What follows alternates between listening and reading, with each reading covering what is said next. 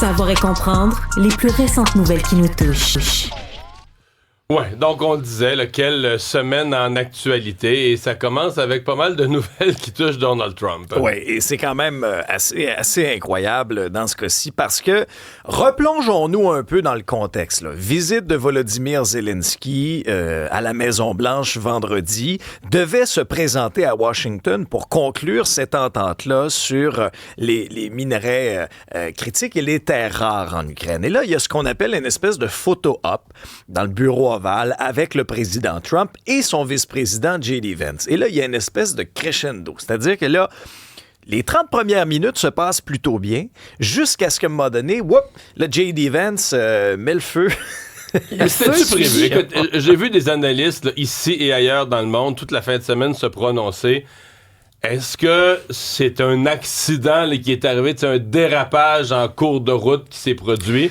Ou est-ce que Zelensky est allé se planter dans un guet-apens, dans un piège? Ouais, la question se pose encore. Mais on sentait quand même Zelensky crispé. Il y avait une certaine tension. Et là, à un moment donné, les choses ont simplement dérapé. Où là, c'était des engueulades entre M. Trump, Zelensky, J.D. Vance.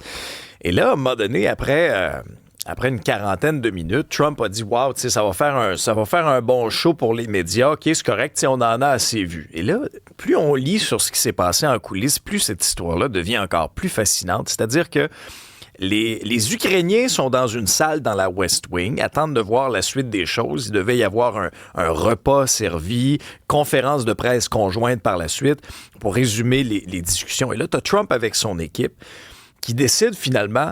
Non, il n'y en aura pas de lunch. Non, il n'y en aura pas de discussion. Ils ont sacré dehors. Ils ont sacré dehors Zelensky de la Maison-Blanche. Avec toutes ses équipes d'Ukrainiens. Avec toutes ses équipes. Et on l'a vu partir très rapidement. M. Zelensky a vraiment l'air complètement défait.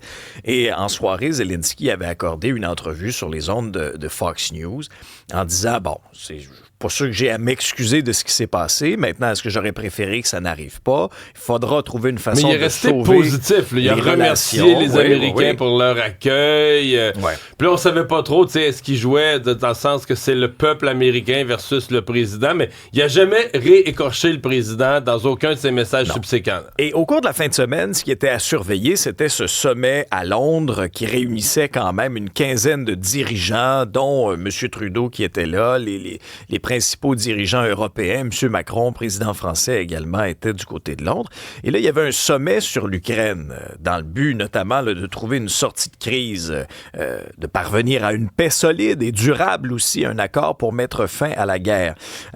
Ce qu'on a, entre autres, conclu au cours de la fin de semaine, c'est un accord entre Londres et Kiev, un accord de près de 4 milliards de dollars pour soutenir les capacités de défense de l'Ukraine. Mais les États-Unis devront quand même jouer un rôle là, à travers tout ça, parce que les Alliés, même s'ils ont lancé un message clair depuis le début de la guerre en disant « on va être là », on est même prêt à envoyer des troupes au sol avec un appui aérien, mais tout le monde a convenu qu'il était nécessaire et souhaité d'avoir l'appui des États-Unis. D'ailleurs, je vous mentionne que sur une publication sur Telegram, Volodymyr Zelensky a écrit qu'il veut définir des positions communes et ce qui est non négociable. C'est un plan qui doit être présenté ensuite aux partenaires américains. Quant au Kremlin, il a appelé à forcer le président ukrainien à faire la paix. Mais au Kremlin, c'était le party, là. Ben oui. Je veux dire, pour Poutine, tout ce qui s'est passé, c'est le scénario inespéré. Je voyais quand même à la sortie de la rencontre hier, M. Tusk de la Pologne qui disait, le retrait des États-Unis. Je sais pas si on peut parler de retrait, parce que l'éloignement des États-Unis a créé un géant. Là, le sous-entendu que le géant, c'est l'Europe. L'Europe qui se solidarise, l'Europe qui se lève. J'entends ça. Est-ce que l'Europe a les moyens militaires des États-Unis? Est-ce que l'Europe va pouvoir supporter et soutenir l'Ukraine seule sans les États-Unis autour? La question se pose. Ça place Volodymyr Zelensky dans une position très délicate. Ouais, mais là, est-ce qu'il peut revenir à la Maison-Blanche ou est-ce que ça, c'est fini? Ou est-ce que c'est lui qui va devoir partir là, pour sauver l'Ukraine? Est-ce qu'il va devoir sacrifier son propre poste?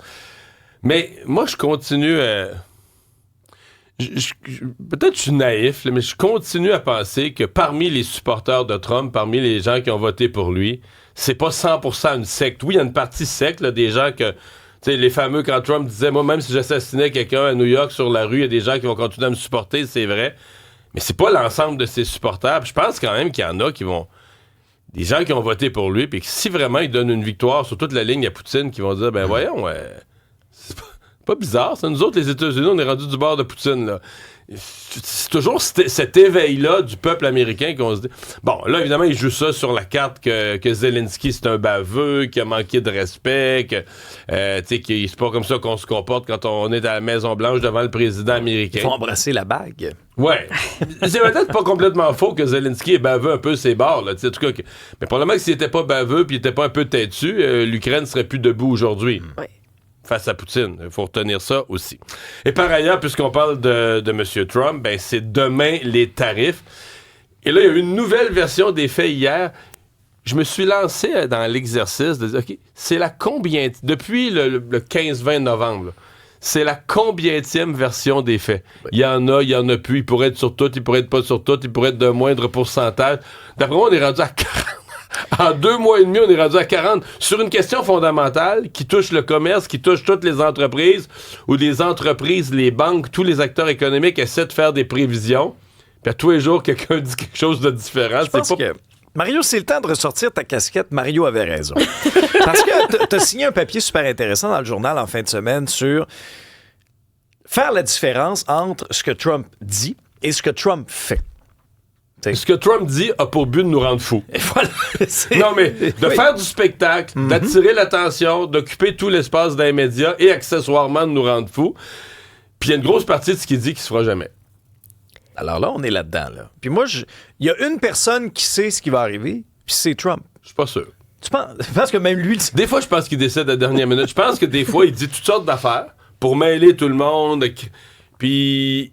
il décide après. Je suis pas certain qu'il y a un grand plan à chaque fois. À mon avis, souvent, il décide plus qu'on pense à la dernière minute. C'est-à-dire qu'il crée le chaos, puis là, il regarde à la fin ses options, puis il choisit. Mais en bout de ligne, c'est lui qui décide. En bout de ligne, c'est lui qui décide. C'est ce que je dis. Ça, c'est sûr. Mais là, en fin de semaine, il y avait le secrétaire au commerce, là, Howard Lutnick. Ça, c'est celui là, qui est souvent à côté de Trump, là, puis qui opine du bonnet, là, puis qui applaudit, puis qui est donc fier de son président. Donc, M. Lutnick accorde une entrevue à Fox News hier. Et lui, il dit, il va y avoir des tarifs, mais les tarifs seront peut-être pas de 25 %.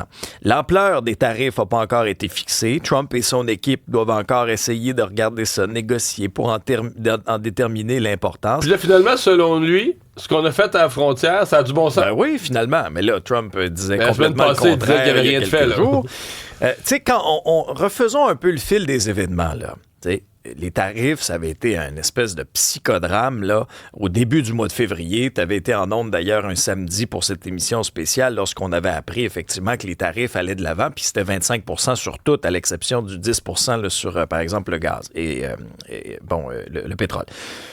Et là, à quelques heures de l'échéance... Lundi après-midi, 3h30. 3h30, M. Trudeau, M. Trump se parlent au téléphone, et là, on repousse. On a un sursis de 30 jours. Là, est-ce qu'on aura un autre sursis? La journée d'aujourd'hui, elle est importante parce que c'est mardi, donc, en principe, le mardi, donc demain, le 4 mars, que ces tarifs-là entrent en vigueur. Je vous fais entendre les commentaires là, de Howard Lutnick, le secrétaire au commerce de Trump. There are going to be tariffs on Tuesday on Mexico and Canada. Exactly what they are, we're going to leave that for the president and his team to negotiate. C'est intéressant le verbe qu'il emploie.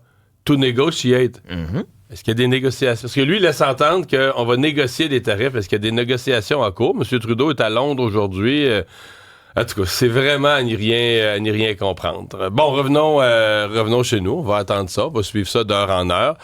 Revenons chez nous où, en fin de semaine, François Legault a confirmé ce qui était demandé par les oppositions, une commission d'enquête publique sur le scandale Saclay. Et de la façon que ça s'est fait, c'est quand même assez particulier. Hein? Sur les réseaux sociaux, dans une longue publication vers 16h, un dimanche après-midi, après vraiment, encore une fois, une fin de semaine de révélation, là, que ce soit Journal de Montréal, que ce soit dans la presse. En fin de semaine, là, on apprenait non seulement ce qu'on savait déjà à propos là, de la cascade des événements, mais aussi qui savait quoi et à quel moment. Alors là, ce qu'on pouvait apprendre en fin de semaine, c'est que le PDG de la Société d'assurance automobile du Québec devait recevoir l'approbation du ministère de François Legault et du ministre du Numérique avant le déploiement chaotique de Saclay. Ça, c'est la version de Geneviève Guilbeault. qui, elle aussi, a eu, et on l'a appris au cours de la fin de semaine, un briefing là, par rapport à ça, dans les semaines, même dans les jours suivants, 13 jours après qu'elle soit devenue ministre des Transports. On est en novembre 2022. Donc, elle a son briefing. Elle se fait présenter l'état des lieux. Donc, qui savait quoi, à quel moment? Ça remet de la chaleur sur Geneviève Guilbeault. Alors, non seulement Mme Guilbeault avait eu ce briefing-là, mais aussi le ministère de François Legault.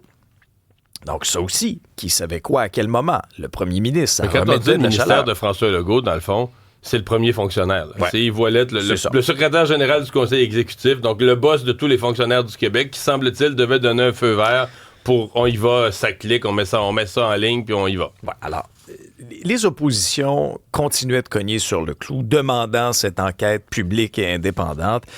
La démission d'Éric Kerr jeudi comme ministre du numérique et de la cybersécurité n'avait pas été suffisante. On sait qu'il a été remplacé par Gilles Bélanger. Alors, François Legault, en fin de semaine, dans une longue publication, a écrit que lorsqu'il y a des ratés au gouvernement, même si c'est au sein d'une société d'État, au bout du compte, ben, c'est nous étant les ministres et le gouvernement, qui sommes redevables à la population et on doit assumer cette responsabilité. Et François Legault veut savoir ce que ses ministres, autant que les hauts fonctionnaires, savaient quant au déploiement catastrophique de ce virage numérique de la SAC. Les oppositions ont réagi. Voici les commentaires de Monsef Déragi du Parti libéral, Joël Arsenault du Parti québécois, Ruba Gazal de Québec solidaire et Éric Duhaime du Parti conservateur. C'est un premier pas très positif de lancer une commission d'enquête indépendante, mais je tiens à le rappeler que le mandat doit être limité dans le temps, le rapport doit être public et le plus important, et j'insiste sur ce point, les Québécois doivent savoir les conclusions de cette enquête avant la prochaine élection. Nous aussi, on veut que ça aille vite, mais on veut aller au fond des choses. On veut également que les ministres et le premier ministre s'engagent à collaborer parce qu'ils sont au cœur du mystère actuel sur qui savait quoi dans ce fiasco. Et ils ont manqué de transparence. La divulgation des factures, on la veut également. Toute la transformation numérique que le gouvernement est en train d'opérer, qui est estimée à 8 milliards de dollars, si on veut éviter que ça nous coûte le double et le triple, il faut absolument s'assurer que cette enquête-là nous permette aussi de prévenir d'autres fiascos. Donc, le mieux, c'est d'élargir le mandat de cette commission d'enquête-là. Éric Kerr, c'est le premier qu'on sait là, qui semble être le plus responsable là, du fiasco. D'ailleurs, c'est pour ça qu'il a démissionné vendredi dernier. Malheureusement, il continue à être député de la circonscription de la Pelletrie et à siéger au caucus de la CAQ. C'est une situation qui est totalement inacceptable. Ouais. Il y a Ruba Gazal qui a du bon sens dans son commentaire. Là. Parce que moi, personnellement, je considère que c'est un fiasco de gestion. Oui, ça clique, mais de la crise politique aussi. Là. Parce que là, le scandale nous a coûté 500 millions. Ajouter 50 de plus. Là. Ben oui. Une commission d'enquête publique, c'est 50 millions. Ça. Puis quand tu sais, les oppositions qui disent « Ah, faut pas que ça dure trop longtemps, faut que ça se fasse vite. » Je pense que le PQ, avant le Parti libéral, disait ça. Mm-hmm. Mais ça, c'est 1 an et demi. Là. Je veux dire, les gens qui peuvent vite, c'est pas 3 semaines. Vite, c'est pas 3 mois. Vite, c'est 1 an et demi. Ce sera peut-être 2 ans. Est-ce que... C'est extrêmement grave ce qui est arrivé, mais est-ce que ça vaut une commission d'enquête? Est-ce que vous allez suivre ça? Je demande aux citoyens qui nous écoutent. Quand on va arriver là, à l'été 2026, est-ce que vous allez vous mettre devant votre TV et suivre ça en direct? Que là, il y a un fonctionnaire qui va aller dire « Ouais, moi j'avais vu une présentation, on m'avait dit ci, on m'avait dit ça. » Parce que c'est ça. Si tu penses que ça vaut la peine de faire une commission d'enquête publique, ça veut dire que tu penses que la moyenne des citoyens, dans 1 an et demi, dans 2 ans, vont être encore... Là, on parle rien que de ça cette semaine. Dans 2 ans, là, qu'on va être encore assis devant nos TV à surveiller ça. Je te sens sceptique. Et puis, malgré les conclusions, après, on va faire, bon, ben, on recommencera plus. Bon. La seule utilité, s'il en est une, et c'est pour ça que j'aime ce que Ruba Gazal a dit, s'il y a une utilité, si moi, je suis prêt à mettre 50 millions de mon argent là-dedans, c'est pour prévenir, parce que les transformations informatiques, ça va être dans tous les ministères, dans la santé, il y en a une énorme. Est-ce qu'on peut améliorer? On le sait que c'est un bordel, l'informatique. C'est difficile pour toutes les entreprises. Pour le gouvernement, c'est pas difficile. C'est catastrophique à chaque fois. Est-ce qu'on peut se donner des meilleures méthodes de travail? Éviter que les entreprises informatiques profitent du gouvernement? Est-ce qu'on met ça pourra... Si on réussit ça, je vais me rallier que ça peut avoir une utilité. Pour le reste, c'est un fiasco dans le sens que... Lui, Éric Kerr a démissionné jeudi. Pourquoi au juste? Parce que lui, il savait la même chose que les autres. Mais quand on dit « il savait », il savait quoi? Il savait qu'il allait avoir des dépassements de coûts en informatique. Il y en a toujours eu. C'est jamais arrivé qu'il n'y en ait pas. Excuse-moi, mais c'est un fait divers, le dépassement de coûts. À 500 millions, un demi-milliard, vous allez me dire, c'est plus un fait divers, c'est vrai. Bon, est-ce qu'il en avait conscience de l'ampleur que ça allait pas marcher? Mais là, la présentation qu'il recevait de la SAC, du PDG et de l'équipe de la SAC, là, c'est que tout était prévu, les communications aux citoyens et tout ça. Bon, est-ce qu'eux autres auraient pu dire, nous, on vous croit pas? Vous nous dites que vous êtes prêts, là, mais nous, on pense que ça va être un chiard, ça va être un fiasco.